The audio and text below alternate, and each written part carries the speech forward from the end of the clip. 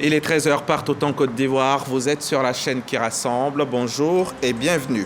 La première session ordinaire 2024 du Sénat qui s'est ouverte fin janvier s'est refermée hier mercredi. Sous la houlette de la présidente Kandia Kamisoko Kamara, le Sénat de Côte d'Ivoire a adopté 19 projets de loi relatifs à la vie de la nation. Kandia Kamara a fait le bilan de cette première session en présence du haut représentant du président de la République. La journée mondiale du réfugié est une journée internationale qui a été établie par les Nations Unies afin de rendre hommage aux réfugiés à travers le monde entier. Célébrée chaque année le 20 juin, la journée mondiale du réfugié a l'occasion de favoriser une meilleure compréhension et une plus grande empathie sur le sort des réfugiés.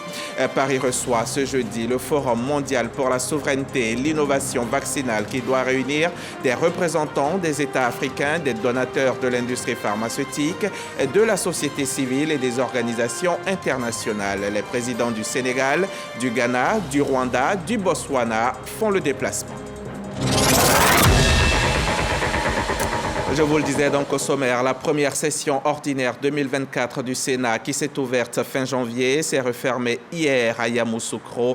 Le Sénat de Côte d'Ivoire a adopté 19 projets de loi relatifs donc à la vie de la nation. Et Kandia Kamara a fait le bilan de cette première session, non sans féliciter le chef de l'État pour l'ensemble de ses réalisations. La séance s'est tenue en présence du haut représentant du président de la République et de notre reporter Mahama Traoré.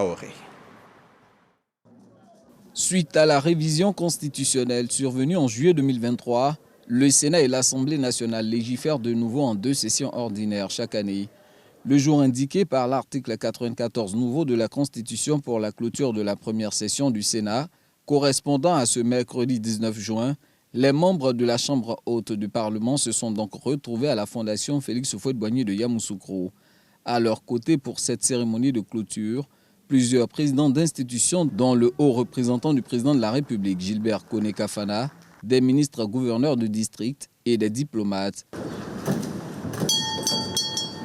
La séance est ouverte. Principale articulation de cette séance, le discours de la présidente du Sénat, Kandia Kamara. En ses premiers points, il aborde notamment le bilan de cette première session ordinaire 2024, marquée par l'adoption de 19 projets de loi. Citons entre autres les projets de loi sur la médecine, sur la protection des éléphants, sur le code pénal ou encore sur la politique nationale d'endettement. Le Sénat a adopté l'ensemble de ces textes au regard de leur contribution évidente à la régulation efficiente de la vie économique et sociale de la Côte d'Ivoire, mais également à la sécurisation de notre pays et de la sous-région. Ainsi, pour ce qui concerne le projet de loi portant exercice de la médecine, cette matière fait désormais l'objet d'un texte spécifique. Cette loi envisage des solutions au phénomène de désertion des médecins fonctionnaires au profit des officines privées. S'agissant du projet de loi portant protection de l'éléphant en Côte d'Ivoire, il convient d'indiquer que cet animal, symbole de la Côte d'Ivoire, est une espèce en voie de disparition dont notre pays ne compte à ce jour qu'environ 500 individus, contre plus de 3000 dans les années 70-80. Sur le projet de loi modifiant la loi numéro 2019-574 du 26 juin 2019 portant code pénal, le Sénat a marqué tout son soutien au gouvernement par un vote largement majoritaire de ce texte qui étend la répression de l'apologie de toutes les formes de crimes au-delà du meurtre et de l'assassinat. Cette loi, dont les dispositions pour la plupart ne sont pas nouvelles, n'est nullement restrictive des droits et libertés. Outre légiférer, le Sénat aura accompli bien d'autres missions lors de cette première session ordinaire, ouverte le 31 janvier dernier. Au titre de sa mission d'évaluation des politiques publiques, le Sénat a procédé à la mise en place effective de sa commission en charge de l'évaluation conformément aux dispositions de son règlement intérieur. Au titre de sa mission de représentation des Ivoiriens hors de Côte d'Ivoire, le Sénat poursuit ses concertations avec les services compétents du ministère des Affaires étrangères, de l'intégration africaine et des Ivoiriens de l'extérieur dans le cadre des préparatifs du forum avec la diaspora. Aussi, est-il envisagé la création d'un organe fédérateur des Sénats d'Afrique au cours d'un colloque international qui se tiendra en Côte d'Ivoire en vue de mutualiser les expériences et les expertises. Actualité oblige. La présidente du Sénat n'est pas d'évoquer l'adresse du président de la République sur l'état de la nation tenue la veille à Abidjan. Au nom du Sénat, elle adresse son satisfecit au chef de l'exécutif quant à la marche du pays. Le président Alassane Ouattara, notre président, est de la dimension de ces héros qui marquent indéfinitivement l'histoire d'un pays. Sous le leadership du président Alassane Ouattara, la Côte d'Ivoire se porte à merveille. L'excellence des indicateurs économiques est une réalité. Sous le leadership du président Alassane Ouattara, la Côte d'Ivoire se porte à merveille. Le recul du niveau de pauvreté est une réalité. Sous le leadership du président Alassane Ouattara, la Côte d'Ivoire se porte à merveille. La sécurité à nos frontières et à l'intérieur de nos frontières est une réalité. Sous le leadership du président Alassane Ouattara, la Côte d'Ivoire se porte à merveille. Les Ivoiriens ne se regardent plus en chien de faïence. La cohésion sociale est une réalité. Sous le leadership du président Alassane Ouattara, la Côte d'Ivoire se porte à merveille. Elle glane nombre de trophées sur la scène continentale et internationale. La Côte d'Ivoire avance et rayonne, mais doit faire face à des défis. Face à la montée en puissance de phénomènes inquiétants comme les changements climatiques et les grossesses en milieu scolaire, Kandia Camara plaide pour une prise de conscience collective doublée d'actions vigoureuses. Plus que jamais, la nation doit demeurer forte, selon elle. Pour chaque Ivoirien, quelle que soit son obédience politique, le développement de la nation est l'une des questions qui doit fédérer l'ensemble du corps social. En dépit de nos différences, nous n'avons qu'un seul pays, la Côte d'Ivoire. C'est pourquoi je voudrais, à ce stade de mon propos, lancer dès à présent cet appel solennel à tous les Ivoiriens et à toutes les Ivoiriennes au rassemblement, à la paix, à la concorde et à la solidarité, au moment où se profile à l'horizon l'échéance électorale présidentielle de 2025. Rendez-vous est pris pour le jeudi 10 octobre 2024, date d'ouverture de la prochaine session, consacrée principalement à l'examen du projet de loi de finances portant budget de l'État. Et sur les 99 sénateurs qui comptent le Sénat, notre reporter Kader Sogodogo nous rappelle que 92 d'entre eux sont issus du RHDP, le Rassemblement des Oufouettistes pour la démocratie et la paix, ce qui fait de ce parti le seul groupe parlementaire. Alors, comment s'est opéré le jeu démocratique durant cette première session? Kader Sogodogo s'est penché sur la question et voici les éléments de réponse. À l'ouverture de la première session ordinaire 2024 du Sénat, sur 99 sénateurs que compte la Chambre haute du Parlement ivoirien, la clé de répartition par parti s'est présentée comme suit. RHDP, 92. PDCI-RDA, 6. Non inscrits, 1. Pour constituer un groupe parlementaire, selon le règlement du Sénat, il faut avoir au moins 8 sénateurs. À l'issue du jeu démocratique, seul le RHDP a un groupe parlementaire pour cette deuxième législature. Vote de projet de loi, débat, échange et parfois divergence de vues, c'est le quotidien de l'activité parlementaire. Avec une majorité écrasante, comment s'est opéré le jeu démocratique? Bamoudjen Traoré est le président du groupe parlementaire RHDP. Je voudrais d'abord préciser que ce groupe parlementaire, un seul groupe parlementaire, est issu d'un jeu démocratique. Alors, à partir de cela, la question de la démocratie, elle est aussi interne au groupe. Elle est interne au groupe en ce sens que, dans le groupe, nous avons plusieurs opinions. Des opinions assez divergentes par moment, mais quoi qu'on dise, dans notre analyse, nous appartenons à une formation politique. Et toute notre analyse vise à donc être en conformité politique avec la vision de notre parti. Cela n'exclut pas à notre sein un débat assez interne. Il y a des divergences et ces divergences aussi sont assez bien respectées. L'opposition représentée par le PDCI-RDA n'est pas restée les bras croisés. C'est enrichissant parce que j'ai été député, j'ai vu ce qui se passait à l'Assemblée. Je suis maintenant sénateur.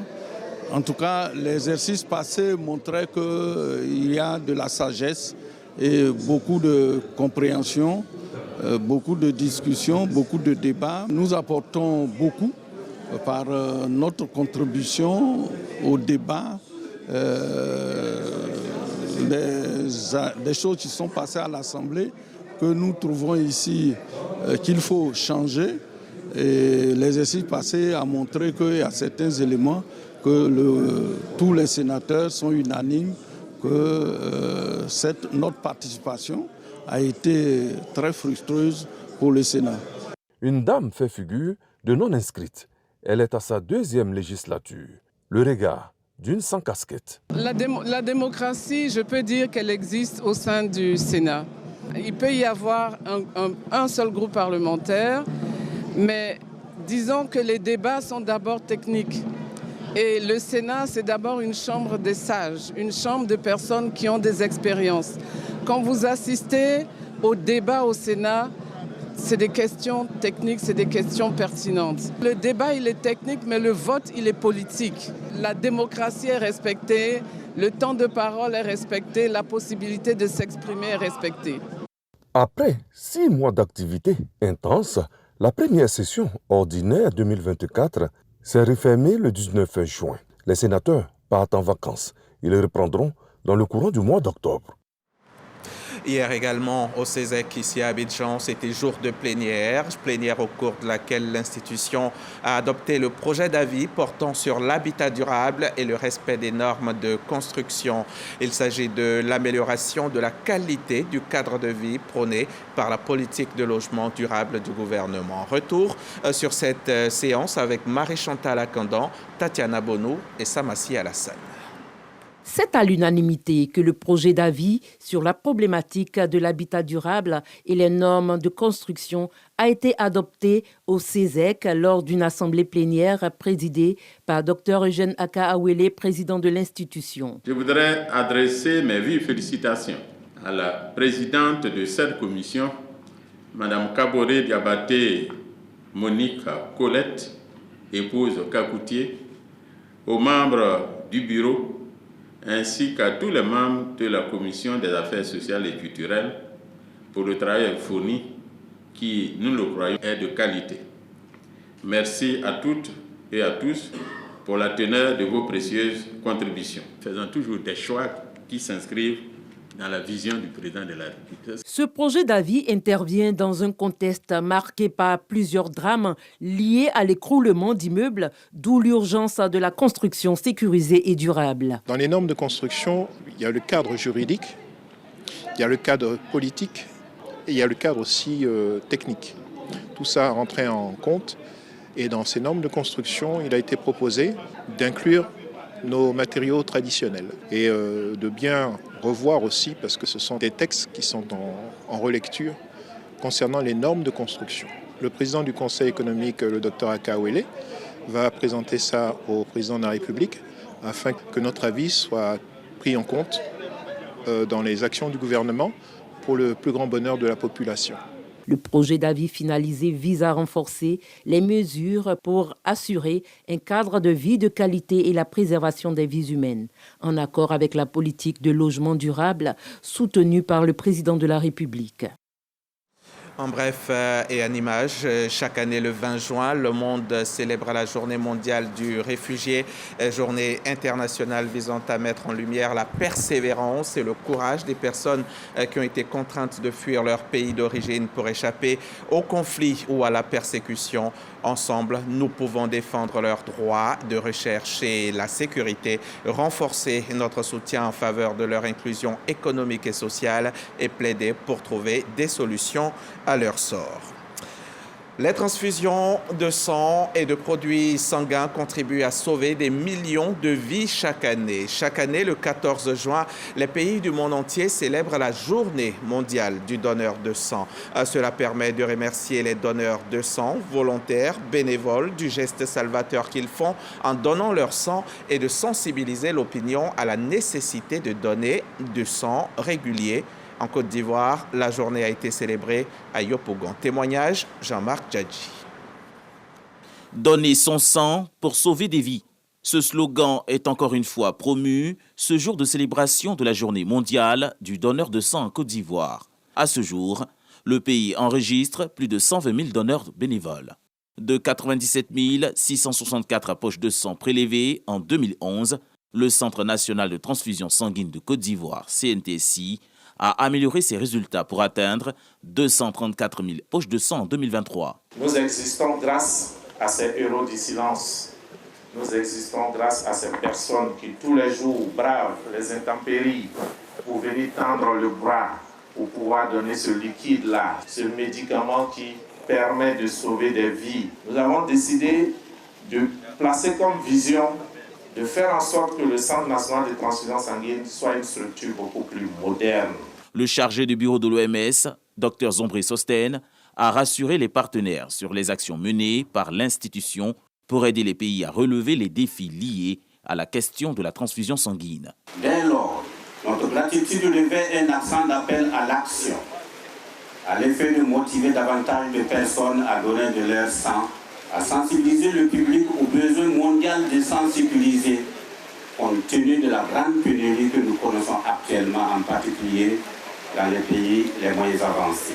La Côte d'Ivoire est passée à ce jour de 24 à 28 établissements de transfusion sanguine au niveau national pour un approvisionnement sécurisé des centres de santé. Plusieurs initiatives ont été entreprises par le gouvernement pour renforcer la capacité de notre système de transfusion sanguine. Il s'agit notamment d'une communication au Conseil des ministres le 8 mai 2024 pour encourager les opérations de don de sang dans les ministères et institutions de l'État tous les 3 mois. Le pays est à 85% de couverture des besoins nationaux en matière de produits sanguins sécurisés. À l'occasion de la journée mondiale du donneur de sang, le ministère de la Santé invite toutes les couches de la population à emboîter le pas aux 44 000 donneurs réguliers que compte le pays. 44 000 donneurs réguliers. Il faut donc du sang sûr pour soigner les personnes de tous âges qui souffrent de maladies, subissent des catastrophes et sont victimes d'accidents. Votre don sauve des vies et garantit la sécurité de notre communauté. Un mot d'économie dans ce journal. Les coordonnateurs de l'Afrique francophone, membres de l'initiative pour la transparence dans les industries extractives, ont organisé récemment en Côte d'Ivoire une séance de travail où il était question de réfléchir à la mise en œuvre de la norme ITIE au sein des pays membres de l'initiative. Les précisions de Christ-Ephraim Diomandé et Léon Broukwame. Mobilisation de recettes nationales, lutte contre la corruption, des questions abordées à cette rencontre secrétariat international, coordonnateurs nationaux de l'ITIE, initiative pour la transparence dans les industries extractives. Ces experts d'Afrique francophone réfléchissent à la mise en œuvre de la norme ITIE au sein des pays membres. 3 piliers à améliorer: la lutte contre la corruption, la gouvernance des entreprises, la promotion de la transparence. Les questions liées à la durabilité, à la transparence, à la gouvernance des recettes extractives générées par les industries extractives, à la redevabilité et même à la traçabilité des opérations financières relatives sont autant de défis et de sujets qui trouvent une piste de solution dans la norme ITIE.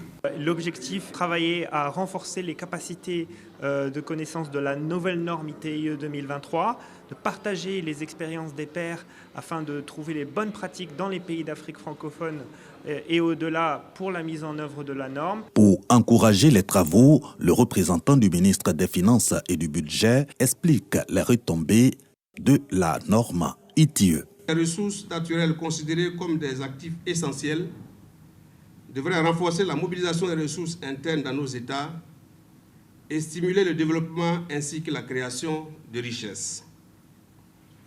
Pour ce faire, cette exploitation devrait nécessairement prendre en compte les défis actuels que sont le développement durable, l'environnement, le genre et la lutte contre la corruption qui figurent parmi les exigences de la norme ITIE.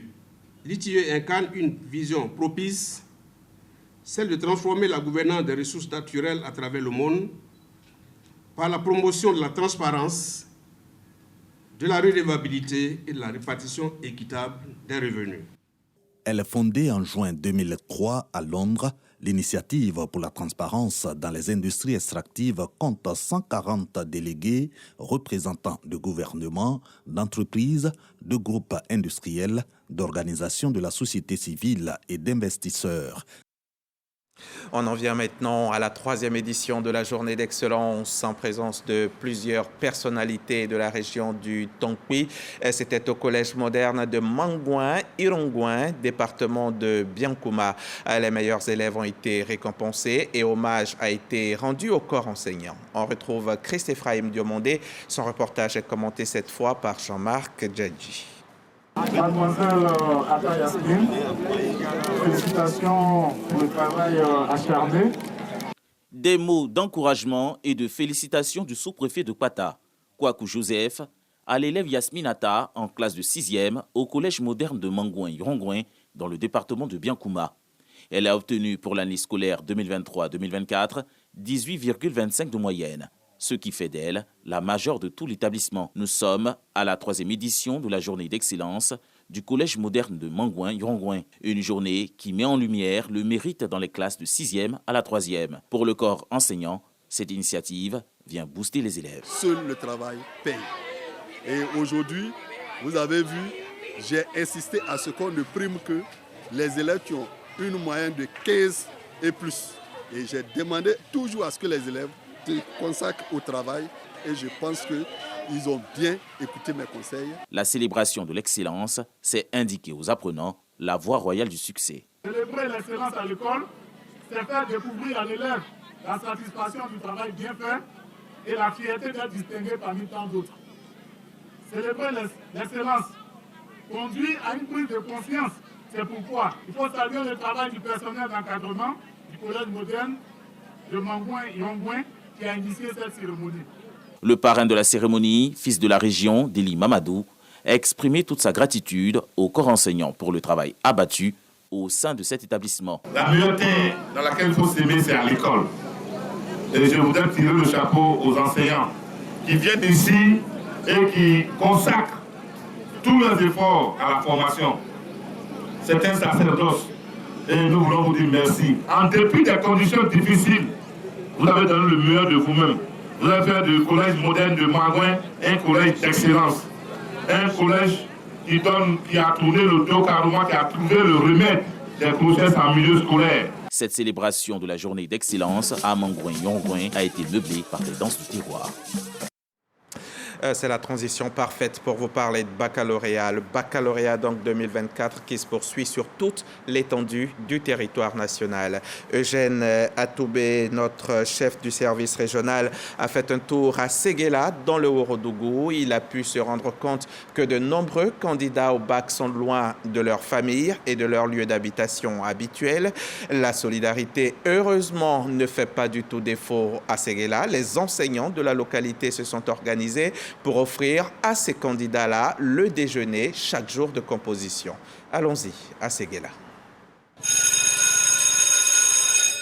Midi vient de sonner et dans ce centre d'examen de Séguéla au lycée moderne Dominique Ouattara, les candidats au baccalauréat peuvent s'autoriser une collation, le temps de reprendre des forces pour aborder l'épreuve de l'après-midi. Sur place, des repas leur sont servis. Pour Amara, l'un des bénéficiaires, c'est une aubaine. Lui qui découvre Séguéla à la faveur du baccalauréat. Souvent ici, il n'y a pas l'an pour manger, tout ça. Donc le fait qu'on vient trouver sur les lieux de l'examen, il y a déjà à manger, en tout cas, ça nous arrange beaucoup, quoi. On va vraiment soulager les élèves. C'est ça. Puisque aujourd'hui, pratiquement, c'est la journée continue. C'est ça. Parce que l'après-midi, il y a une composition. C'est ça. Ça va éviter vraiment d'aller en dehors du centre. Ça va leur permettre de rester sur place. C'est ça. Des repas gratuits servis à tous les candidats qui composent. L'initiative est du MIDD Mouvement des instituteurs pour la défense de leurs droits qui offre tous les midis, depuis le premier jour du bac, 797 plats. La même opération est concomitamment menée à Kani, au centre de composition du lycée municipal. En dehors de nos candidats, nous avons pensé aussi au personnel d'encadrement, notamment les surveillants, les membres du secrétariat. Voilà, nous avons aussi distribué des kits alimentaires. C'est la deuxième année consécutive que le MIDD Séguéla offre le déjeuner aux candidats au baccalauréat dans la direction régionale de l'éducation nationale et de l'alphabétisation du Ourodougou.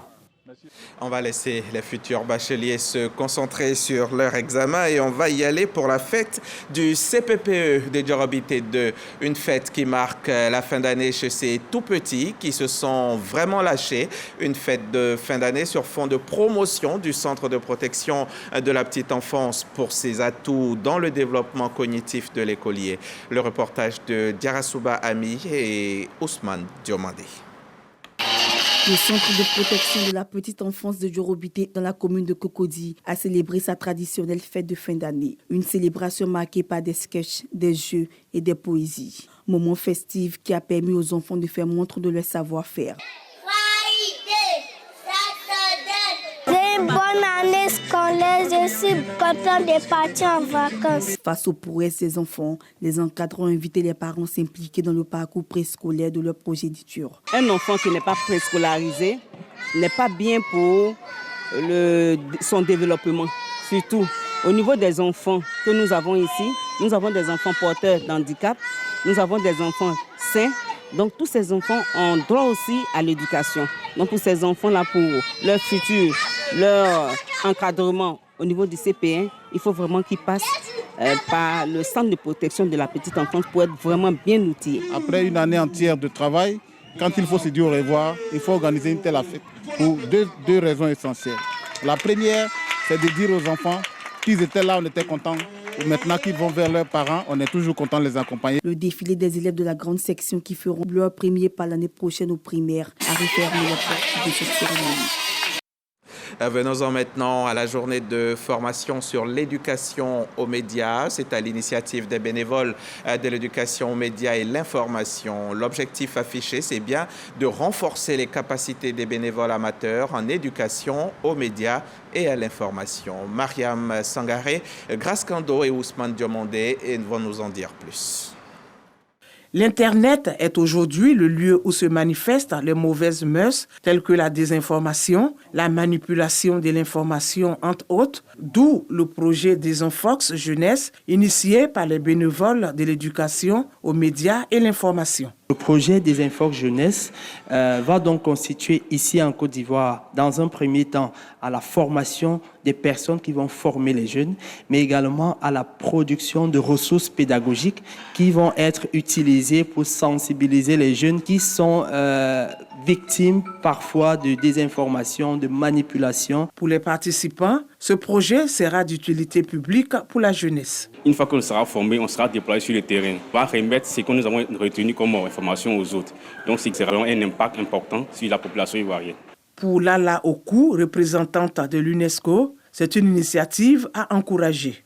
Nous soutenons également cette cause parce que nous souhaitons fournir au travail donc de l'éducation aux médias les compétences nécessaires aux individus pour pouvoir faire face aux défis du 21e siècle qui sont notamment la désinformation, les discours de haine, la cybercriminalité. Et nous souhaitons que cette formation puisse être mise à profit pour pouvoir sensibiliser toutes les communications sur cette importante thématique qu'est l'éducation aux médias et à l'information. Cette première édition, soutenue par l'UNESCO, a enregistré plusieurs participants venus de la Côte d'Ivoire, du Sénégal et du Cameroun.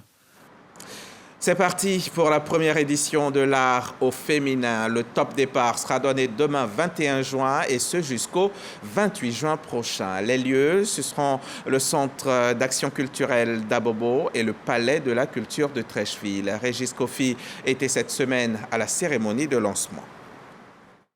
C'est à travers diverses disciplines culturelles, telles que le théâtre, la danse, la musique, la mode, les arts visuels, la littérature, la production audiovisuelle et le mécénat, que les femmes vont faire montre de leur savoir. La première édition de l'art au féminin, qui se tiendra du 21 au 28 juin 2024 au sein du Centre d'action culturelle d'Abobo et au Palais de la Culture de Treichville, est la plateforme dédiée. C'est de donner l'opportunité à ces femmes-là, 200 femmes, d'être formées, leur donner l'occasion d'avoir des formations, d'avoir des moments de rencontre, d'échange, afin qu'éventuellement elles soient opérationnelles, elles soient compétitives sur le marché de l'emploi dans le secteur. Femmes créatives, force et expression dans les industries culturelles et créatives, le thème autour duquel vont se dérouler plusieurs activités en l'honneur des femmes. Ce qui fait la joie du ministère de la Culture qui apporte tout son soutien à l'initiative. Un jury d'experts, présidé par la journaliste Agnès Crédit, sélectionnera les femmes dans chaque discipline.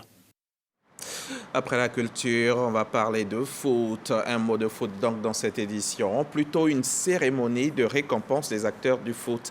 Il s'agit de la 3e édition des Étoiles du football ivoirien, 3e édition qui s'est tenue cette semaine ici à Abidjan dans le chic quartier des affaires au Plateau. Une cérémonie au cours de laquelle on a assisté à de nombreuses distinctions et l'une d'elles, c'est la récompense de Awa Jean-Charles, désigné meilleur joueur de la Ligue 1. Patrick Dadier, RTI Sport. Le football local ivoirien a désormais un nouveau roi. Son nom, Awa Jean-Charles.